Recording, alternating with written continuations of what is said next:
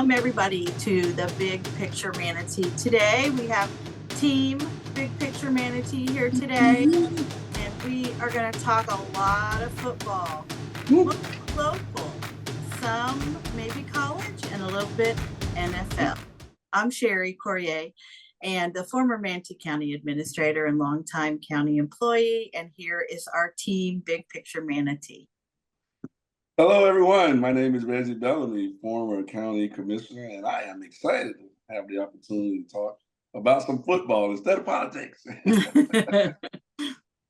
And I'm Misty Servia, a longtime, Florida native, actually, and former Manatee County Commissioner. Hi, everybody. Happy to be here talking football. So football is really on our minds in all different levels here on this show this morning.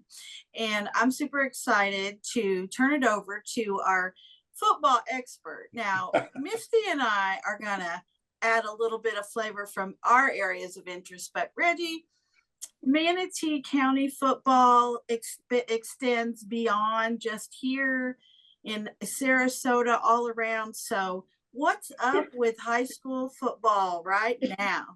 Hey, I tell you what, it's a little somber, but what awesome season the local area football teams had.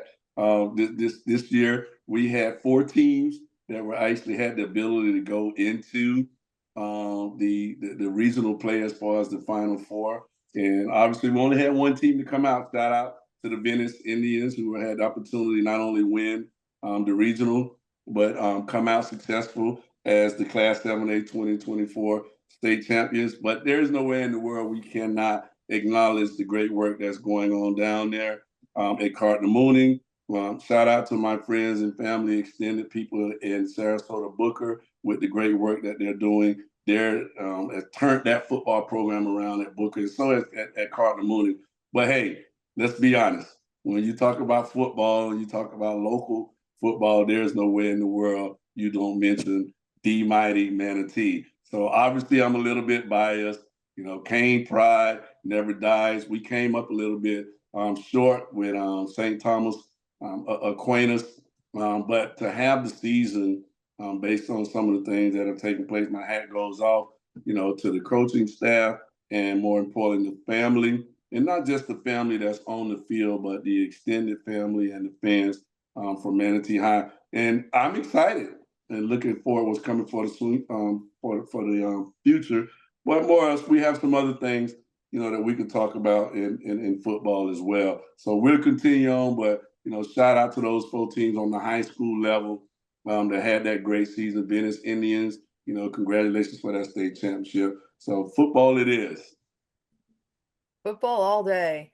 Hey, Reggie, you've been coaching for a long time. And one of the things that I admire about the coaches is that not only are they teaching our kids about football and fitness, those are obvious things that our kids are getting, but it's what they learn about leadership and self-discipline and having courage to make decisions that they may not otherwise make. So can you talk to me about that and your role as a coach with those areas?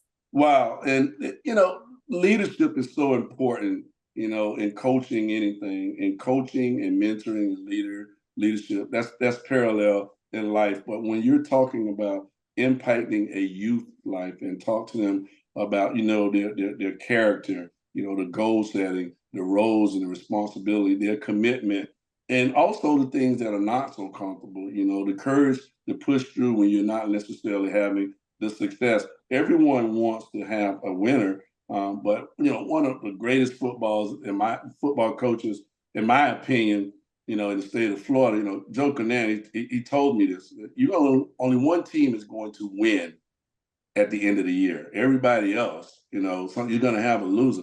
How do you deal with losing? And that's very, very important, because in life you're going to take some what we call L's. Some things are not going to go your way, and are you going to have the character, right? The strap up and continue to move on. Sports teach you that. Every play that a football player has, or every possession from basketball, it's not always making the best tackle or making the best catch or the best run. You're going to have some plays that you're not going to succeed in, but the next play you got to get up and try again. And that's the reality of life. When things don't go your way, you're going to have to get up and try again. But the most important thing, like you said, Misty, is the courage. And one thing that I learned early, right? And I remember Coach Frank Turner making sure I knew that the word of the week was fortitude. And that was that grit and that grind to continue to move forward when things were not going the right way. And that's what team and that's what coaching and that's what sports put in you. It gives you that fortitude when things are not going right professionally or personally to continue to keep pressing and moving forward. Wow, I'm almost ready to have a coaching moment right there. I'm sorry, I might have went too far, but that's what it does for me. I'm sorry. I love it. Yeah, it's awesome. It's awesome. I mean, it must also be a little rough dealing with, on the other side of it, dealing with the parents and the families and all that drama behind the scenes. I mean, I'm sure that happens, and I know everybody wants the best for their kids, but as coaches, I know that's a tough one. Well, just the parental component in anything is tough. As parents, we want the best for our kids. And what parents have to realize as coaches, we want the best for all our players. And they're understanding the roles and responsibilities, parents, make sure y'all understand, everybody's not gonna be a Michael Jordan and everybody's not gonna be a Tom Brady. But any kid can have the characteristics and the capabilities to develop to contribute to a successful team. And I think a lot of times that's missed a lot because I want my kid to score all the touchdowns, catch all the touchdowns. And is that reality? That's not reality. And the parental component, in my opinion, it has a lot of different, unrealistic expectations in some phases. But as a coach, you have to massage it because you want to make sure that everybody is on the team. You want to make sure everybody understand their roles, and even the parents have roles where they can actually contribute to the team's success if they have that buy-in and that capability. I would say the parental component is very, very important, and even parents to this day still pointing to their kids. I point to my son all the time, and he's on a winning team where he works. But a lot of times he come home with issues and concerns. But I think as a parent, we want the best. So what's your character and what are you doing to make sure that you are playing your role so your team could be successful? Yeah. Yeah. I want to ask you a question, Reggie, that came up to me as a parent when one of our boys wanted to play football for Manatee High, and that is the danger in football. We had a son who played flag football, who played, all different leagues, and then got to Manatee High and wanted to play football. And I got to tell you, it scared me because there are so many serious injuries. So talk to Yeah. me about that. Wow. And with the momentum of concussion concerns and things that are going out there, let's be honest, football is a very, very dangerous sport. You can easily break a leg, break a hand, or, obviously with what's going on out there, the concussion. And I think it's important for us to realize, that we are training kids and men are training to get bigger, faster, and stronger to run into the opposition. That's also training to get bigger, faster, stronger. And I think, excuse me, I think that's very, very dangerous. But with the concussion protocols and with the way kids train and coaches emphasize on that safety, we have to have that out in front as far as our responsibility as coaches of making sure equipment is the right way. You have the right helmets. You're understanding how to tackle. We touched on that, a little bit this season from Trojan football, making sure that you're fundamentally sound so you can, have those precautions out there because yes, football is a very, very dangerous sport. And we have to make sure that we're mindful of, even at the highest level, the NFL standing for not for long, it's one play away from that dangerous impact or that dangerous contact where you won't have the ability to perform at your highest level. So my concern is to make sure we just keep it out in front of us how dangerous that it is. I got a question for you, Reggie. This always interests me. Um, there's, a lot of people don't consider this a big deal, but I know you're gonna know it is, and that is the psychological portion of playing football or playing any sport, and how your head's dealing with the wins and losses, but the competitor in front of you. Because I'm always like wondering, what are you people saying to each other? What are these players saying to each other, especially like when the offensive line and the defensive line are down? And like, as soon as that play is going on and it's over, there's trash talk. And you see it in basketball too. But like, how is that? Because we can only hear what's on TV and what the broadcasters are saying. Very seldom do you get the hot mic like we used to talk about when you guys were on the dais. So, how does that go, especially for young players, how you get them psychologically ready to play a game, to keep themselves in the game for their team and not just at someone? Well, I would say this, and I would love to talk about the psychological part, but the communication that goes back and forth between oppositions is definitely not something that your mother or your grandmother would want to hear, right? There's a lot of things that are being said from the player to player standpoint, from the coaching, the coaching, right? One of the most motivational things that I've heard, and obviously most of mine come from Manatee football. When Frank Turner told me, "Listen, Reggie, to be honest with you, I don't want excuses. I want results. I want you to perform better than the person in front of you."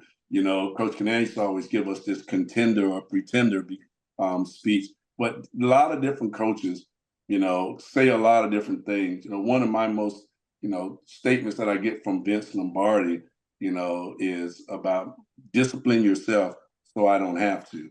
I would say that 2 or 3 minute speech, that 2 or 3 minute speech before the game or during halftime is very, very important, to get everybody, ready to take and knock somebody's head off. And again, that momentum, that adrenaline. I just remember when I was playing high school football, Coach Shannon, all of us say that, that we wounded them. They fall at our feet. The Lord is our shepherd, and they shall not rise. And we're trying to take somebody's head off. And we are coached to be hostile, mobile, and agile. Things like that. When you say that, your adrenaline flow. Look at my lip. I got goosebumps right now, ready to run into somebody. But the psychological part is very, very important. We're all talking about the success, but what about the psychological when you're not as successful? I remember crying when we lost, in the semis when I was my junior year, because I wanted to be a state champion. And that goes with you. But you have to, again, you have to snap back. Where we are right now with any type of sport or in society where mental health is doing so many different, having so many different negative impacts, within our community, the psychological part is very, very important. And, I don't deem myself as a football expert or a sports expert. I'm only speaking from my experience. But the thing that I think about a lot in my life is, my low moments as far as why didn't I catch that ball or why didn't I make that shot? And some of that goes with me right now. But more importantly, that mental aspect and that courage to keep trying and that courage to keep pushing. So I think the psychological advantage is, what are you going to pour into the kid through the coaching, through the mentoring? So not only when they fail, as a sport or when fail in life, what are you pouring into them so they can continue to get back up and try it again? Because we all are going to not have, great successful days, but that's the other part. And I want to talk about some of this football that's going on right now, if I may, and some of the success, and within the college. I mean, we have the playoff season, we have the bowls, and Cher, I'll stand down a little bit and let you get yours in, because I know you want to say a little bit about the University of Indiana. Yeah, so this is the first year for the 12-team playoff, the college football playoffs. And this is never, even though this is the first year for this, really, the Indiana Hoosiers are 11-1 in the Big Ten. Brand new coach this year, Kirk Signetti, and it's been a dream season for them. He brought all the students back to the stadium, where usually you're either tailgating or sometimes not coming in. So it's been a full house. They play an interstate rivalry, Notre Dame, in that first round.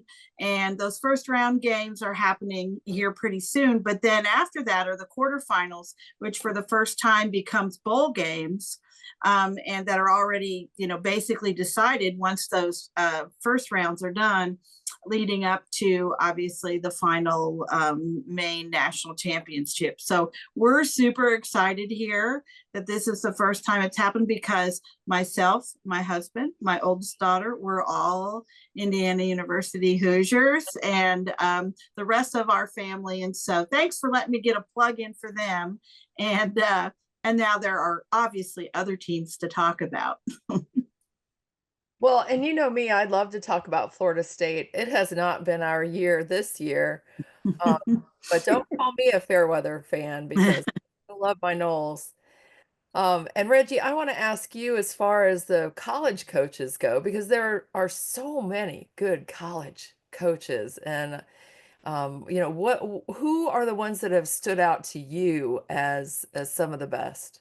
Wow. I mean, I have always been, honestly, a Florida State fan, silently, because of Tracy Sanders, to be honest with you. And when him and Deion Sanders were at Florida State at the same time, but the coach at that time was, Bobby, the late great Bobby Bowden. The football coaches from the college level that will always stick out to me. Jimmy Johnson, because of a former Hurricane, obviously being a Hurricane from Manatee, my uncle breaking the color barrier at the University of Miami with football. I've always watched, and loved the things that Jimmy Johnson has done. But hey, right now, when you're talking about college football and you're talking about football coaching, we have a Florida guy, Florida man, Florida mentor, Florida awesome individual as far as Deion Sanders and the things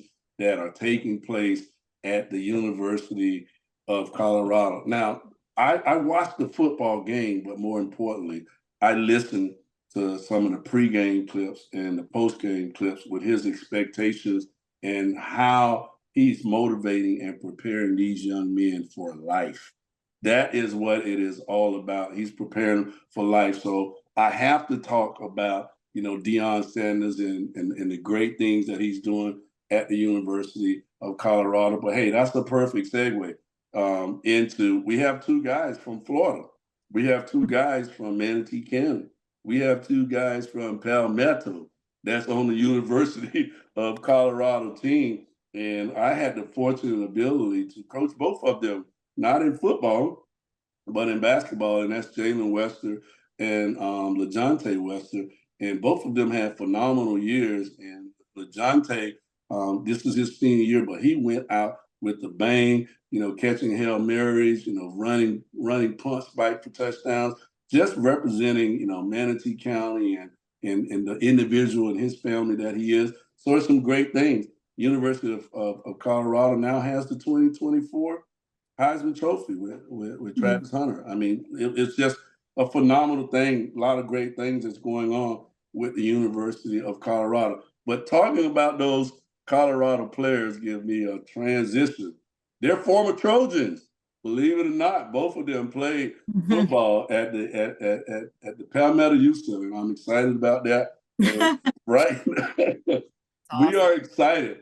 We are excited. A lot going on. The Palmetto Trojans are the 2024 Florida Elite 12U Super Bowl champions. And shout out to the head coaches, Ty Scott and Mike Blakely, for the great things that they're doing and pouring into the lives. And I can't forget, our football president, Shanita Dunlap, and everybody that's playing that role. But for the 12U to continue to win, I think they placed third in the national tournament this week. Right. But I'm going to tell you this right here. you all know anytime you have a great men doing things, great boys and some great women and great girls behind them. Our cheer team yesterday, oh my God, our cheer team, our 14U and our 10U, they were named national champions in their different, age levels. So what an exciting That's time, cool. for Palmetto, for the Palmetto Trojans. And I will say this, we have one great thing to take place for the 12U, and it's more to come.